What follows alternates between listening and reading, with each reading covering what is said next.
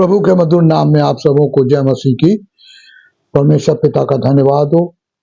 हम धीरे धीरे उस समय की ओर बढ़ रहे हैं जिसे हम पाम संडे, खजूरों का इतवार कहते, फिर गुड फ्राइडे और रिजरेक्शन डे। लेकिन अभी जबकि हम अब फरवरी के दूसरे हफ्ते में हैं, परमेश्वर के वचन की गहराई में जाके हम प्रकाशित वाक्य की उन बातों को देखने और सीखने की कोशिश कर रहे हैं जो प्रभु ने यूहन्ना को दिखाई थी। जब प्रभु चले गए आसमान पे वापिस और वापिस आने वाले हैं, तो उन्होंने यूहन्ना से ये कहा, पवित्र आत्मा उन्हें पैडामस नाम टॉपी पे ले गया जहां उन्हें एक पनिशमेंट मिला था और वो काला पानी झेल रहे थे और वहां उन्होंने दर्शन देखा। परमेश्वर उन स्थानों पे इंसान को यूज करते हैं जहां वो सोच भी नहीं सकता। और मेरे प्रियो, परमेश्वर जानते हैं हमें किन चीजों की आवश्यकता है, किस रूप में आवश्यकता है, और वो उतना ही हमको देते हैं जितने की जरूरत है। तो आज हम चलेंगे प्रकाशित वाक्य के 5वें बाब की 12वीं आयत में। पहले हम 11वीं पढ़ेंगे। और जब मैंने देखा तो उस सिंहासन और उन प्राणियों और उन प्राचीरों के चारों ओर बहुत से स्वर्गदूतों का शब्द सुना, जिनकी गिनती लाखों और करोड़ों की थी। अब 12वीं आयत को आज हम गौर करेंगे। और वे ऊंचे शब्द से कहते थे, यानी ग्रुप है, उनकी आवाज लाउड है, तेज है, इसीलिए वर्ड ऊंचा कहा गया है। ऊंचे शब्द से क्या कह रहे थे?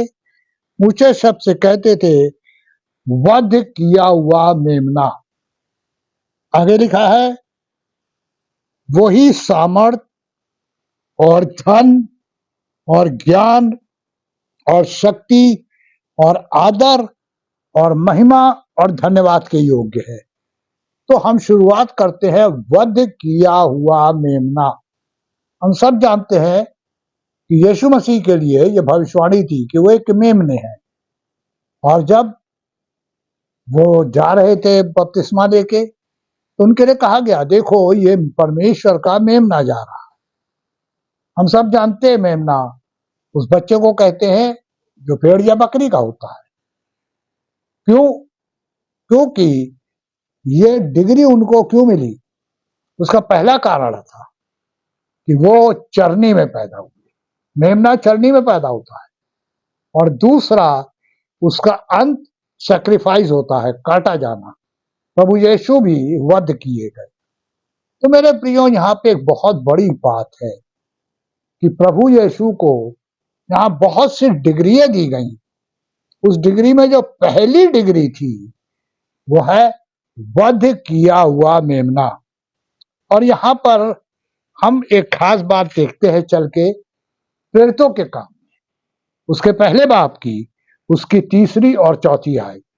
यहाँ पे जब वचन को पढ़ेंगे तो लिखा हुआ है कि उसने दुख उठाने के बाद, वध किया हुआ मेमना क्यों कहा? दुख उठाने के बाद बहुत से पक्के प्रमाणों से अपने आप को उन्हें जीवित दिखाया। प्रभु ने जाहिर करा कि मैं परमेश्वर का पुत्र हूं, मौत मुझ पे हावी नहीं आ सकती। आयत पे आते हैं जो 9वीं है। और क्या बोला? ये कहकर उसने उनके देखते देखते ऊपर आकाश में उठा लिया गया, आसमान में उठा लिया गया, और बादल ने उन्हें उनकी आंखों से छिपा लिया। चारों ओर प्रभु के बादल आ गए। स्वर्गदूतों के रूप थे, लेकिन वो बादलों के रूप में दिखाई पड़ रहे थे, और वो उनके पीछे मनुष्य की आंखों से ओझल हो गए थे। और फिर जब हम आगे चलते हैं तो उसकी 11वीं आयत में क्या लिखा है? और उनसे कहा, हे गलीली पुरुषों, तुम क्यों खड़े आकाश की ओर देख रहे हो? यही यीशु तो तुम्हारे पास से स्वर्ग को उठा ले गया, जिस रीति से तुमने उसे जाते देखा है, उसी रीति से वो फिर वापस आएगा। जिस रीति से, यानी बादलों पे जाते देखा, तो अब प्रभु बादलों से ही वापस आएंगे। मेरे प्रियो, प्रभु आने जा रहे हैं। आज हर प्रचारक जिस चीज को एक जोश के साथ बता रहा है वो है प्रभु यीशु दोबारा आ रहे हैं।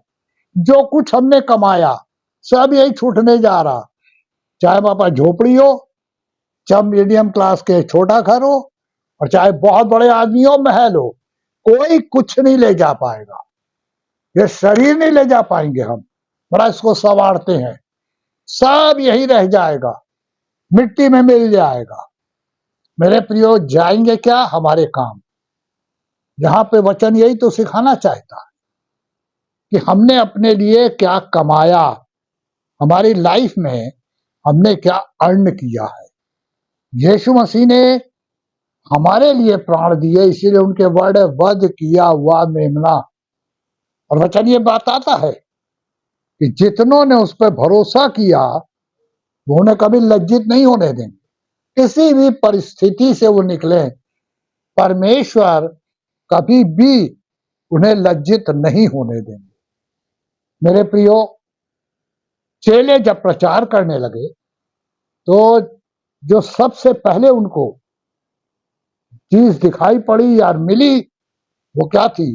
यहाँ वो जो 7 क्वालिटी बताई गई है ना, आज हम उनके ऊपर गौर करेंगे, लेकिन आज सिर्फ एक ही 2 पे गौर कर पाएंगे, समय के कमी है। तो मेरे प्रियो, यहाँ पर जो वध किए हुए मेमने की पहली खूबी बताई गई है वो क्या है?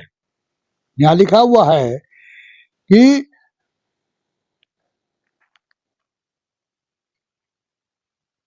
पहला है सामर्थ।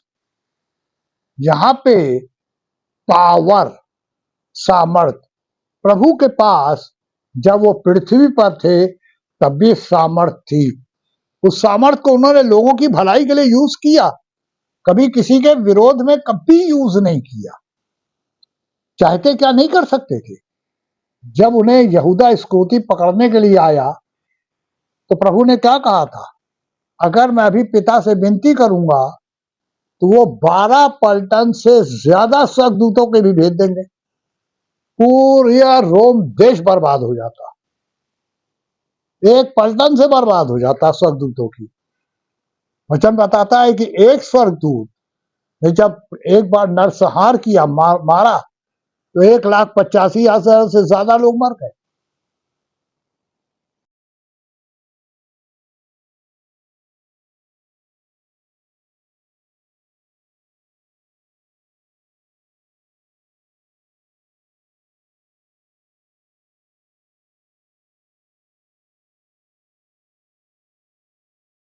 तो पहली चीज जो प्रभु के लिए कही गई वो है पावर। जब प्रभु पृथ्वी पर थे तब भी पावरफुल थे, जो बोलते थे वो हो जाता था। उन्होंने पेड़ से बोला तुझमें अंजीर नहीं है, अब कोई तेरा फल नहीं खाएगा। लौट रहे थे प्रचार करके, सूख चुका था, पत्थर से करे प्रभु जैसे आपने बोला था वो तो सूख गया। वही प्रभु 4 दिन के लाजर को बोलते हैं लाजर निकला, कब्र से जिंदा होकर निकला है, जबकि 4 दिन में बॉडी सड़ने लगती है। मेरे प्रियो, वचन में सामर्थ पाई जाती है, आज भी वो सामर्थ काम कर रही है। प्रभु के लोगों ने उस सामर्थ को लोगों में दिखाया है। बहुत से प्रचारकों ने उस सामर्थ को जो प्रभु के अंदर है इस्तेमाल किया। जब मुझे भी कई बार ऐसा मौका मिला प्रचार के ड्यूरेशन में कि जब इविल स्पिरिट्स को निकालने गए, बीमारों के लिए प्रार्थना करने गए, तो प्रभु की सामर्थ दिखाई पड़ी, मांगा, और प्रभु ने बहुत अद्भुत रीति से अपनी सामर्थ दिखाई। और मुझे याद है यही इलाहाबाद शहर में एक स्त्री से प्रभु ने 5,000 की इविल स्पिरिट निकाली, दुष्ट आत्माएं निकाली। अब वो मां नहीं है, लेकिन बहुत मुझे आशीष देती थी, क्योंकि उसके बाद वो 5 साल जिंदा रही और तब खत्म हो गई, जबकि एजेड थी, काफी एज में थी। मेरे प्रियो, प्रभु में सामर्थ पाई जाती है। प्रभु के सामर्थी काम होते रहे और आज प्रभु के लोग सामर्थी काम कर रहे हैं। और देख लीजिए पूरी जगह बहुत प्रचारक हैं जो परमेश्वर की सेवा कर रहे हैं, लेकिन उनकी सेवकाई में अगर सामर्थ्य नहीं है, अगर वो सेवा में मिरेकल नहीं हो पा रहे, आश्चर्य कर्म नहीं हो पा रहे, तो लोग उन्हें एक ऑर्डिनरी पादरी या एक प्रचारक मानते हैं।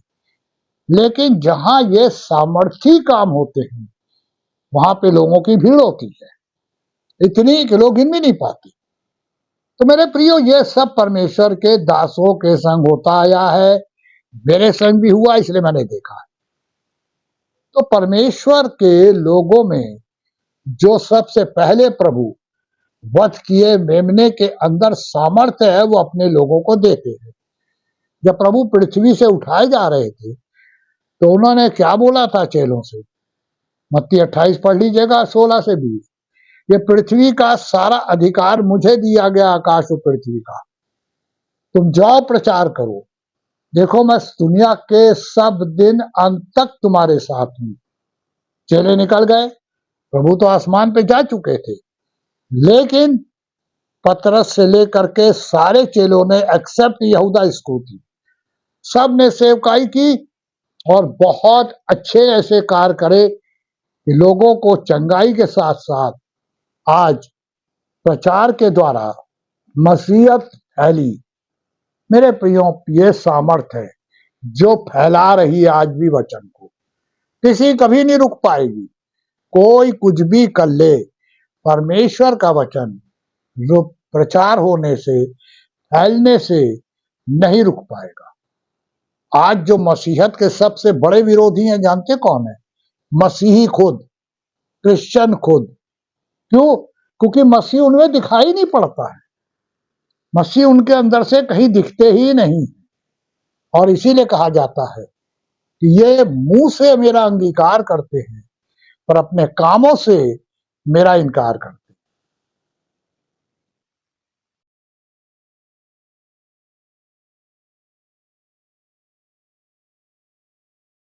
प्रभु में सामर्थ पाई जाती है, और वही सामर्थ हम में कब आती है? जब हम प्रभु यीशु को अंगीकार कर लेते, स्वीकार कर लेते हैं, अपने अंदर रख लेते हैं, तो प्रभु हमारे अंदर होके कार्य करने लगते हैं और फिर परमेश्वर के जनों के द्वारा आश्चर्य कर्म प्रकट होने लगते हैं। अभी गुजरे दिनों में कभी बीमारियों से निकले। आज जब मैं मार्केट गया, लोगों ने एक बात कही, अंकल आप बहुत दुबले हो गए। हमने कहा मुझे मालूम है। क्यों?